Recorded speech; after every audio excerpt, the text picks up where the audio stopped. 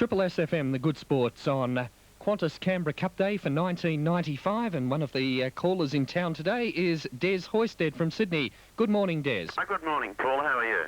I'm good. Looking forward to a very big day out there at the Canberra Racecourse today. Yes, well, I haven't seen a Canberra Cup. I've been down there for some black opals and some other races of note down there, but I've never been on the spot to watch a Canberra Cup, so that'll be a first for me. And it should be a good race too. Some form has come out of it in the past, and I dare say that it will again today, with particularly with Gay Waterhouse having 5 runners.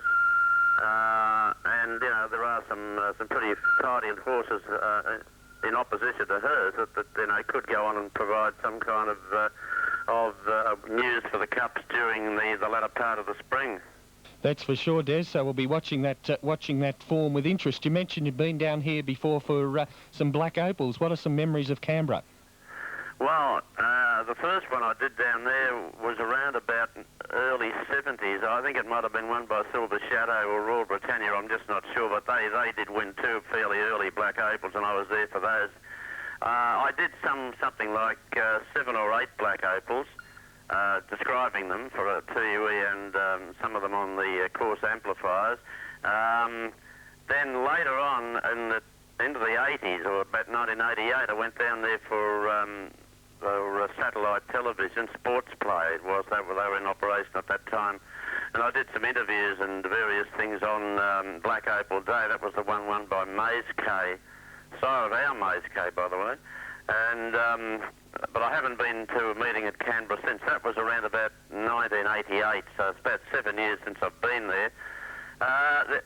It was good weather for all of them. I think it might have rained for one of those black opals, but in general terms it was pretty warm, and I remember it was extremely hot on a couple of the days I was there. But it's an exciting day, the black opal, and I think that it's sort of progressed in latter years to an even more prestigious race. It was won last year, or won one year by St Cuthbert, who was narrowly beaten, of course, in the Golden Slipper. And, of course, Clan O'Sullivan won it, and then he ran second in the Golden Slipper. It's never provided a Golden Slipper winner, but it's gone pretty close a couple of times. It certainly has, Des. And tell us a little bit about your career, Des.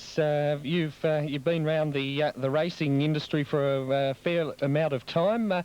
What's perhaps the best horse you've ever seen? Well, my history goes back a long way as far as racing is concerned, because my family's been in racing for many generations, and I came from a family in Wangaratta.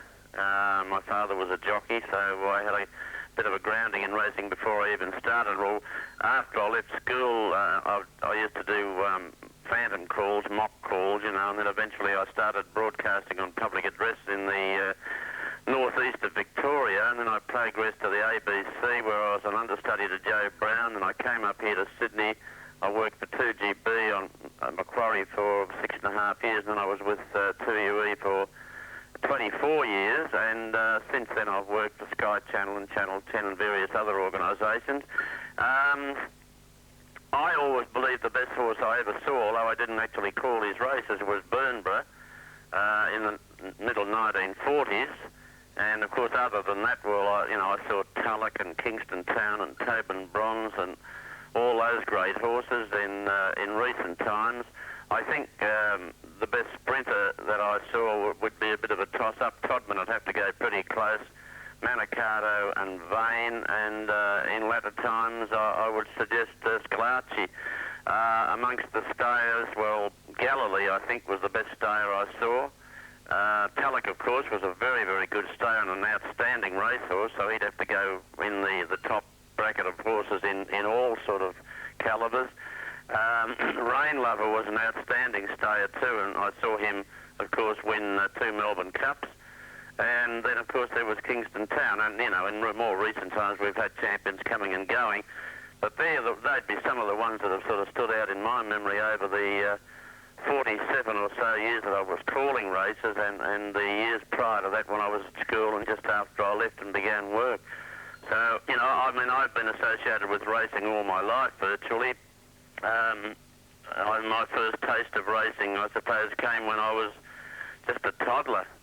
And my dad was a jockey in the northeast of Victoria, and then I used to go to the races with my mother and him, and I've got some good memories, and I've got some pretty bad ones too, because I saw him have a horrendous fall one day at Wangaratta when I was only about 4. And, I can still sort of recall that.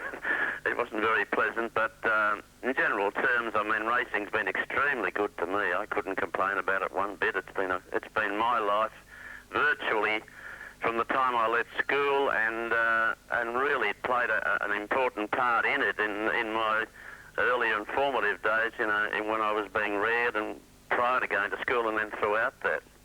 Sure, Des. And when you mention your early calling in the northeast of Victoria, what are some of the tracks you would have called out in that area?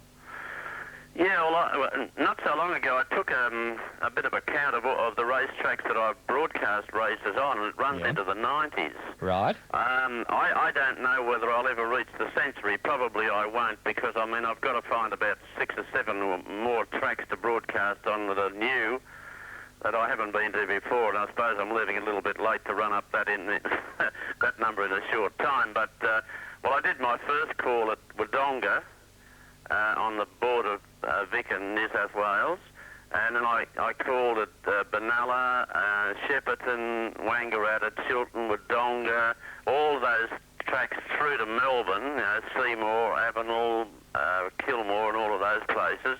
And then into New South Wales in my early days, I did Albury and Wagga, Corowa, and, so many racetracks around about the Riverina area before I came to Sydney. Well, from here to New South Wales, I've sort of ranged all over the state and into Queensland, into South Australia and into Western Australia.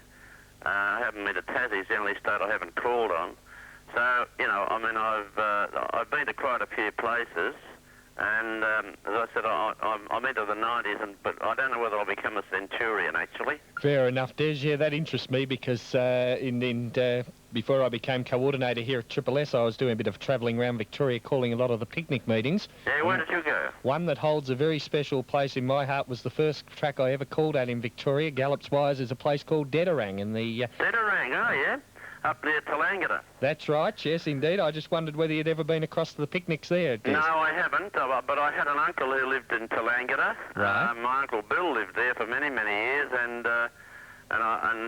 he had horses. He won Albury Cups and various other races around that area, so I know the locality fairly well, although I can't actually claim to have ever been in Dedarang. Okay, well, the invitation's there, Des. It's early New Year, and if you would like to add another track to your places you've called, you're more than welcome to come and call a race at Dedarang. I'll be there early New Year in January. Righto, mate, we might get round to that. Well, as I said, you're more than welcome, but have a great day here in Canberra today, Des, and thanks for taking the time out to talk to us here on Triple S. It's a pleasure. And we look forward to hearing your call as part of the team out there. A big team of callers coming from all around the country today to join us here on Triple S at the Canberra Racecourse for the 1995 Qantas Canberra Cup. Cast of thousands, Paul. It is indeed, Des. Look forward to catching up with you. Okay, thanks for ringing.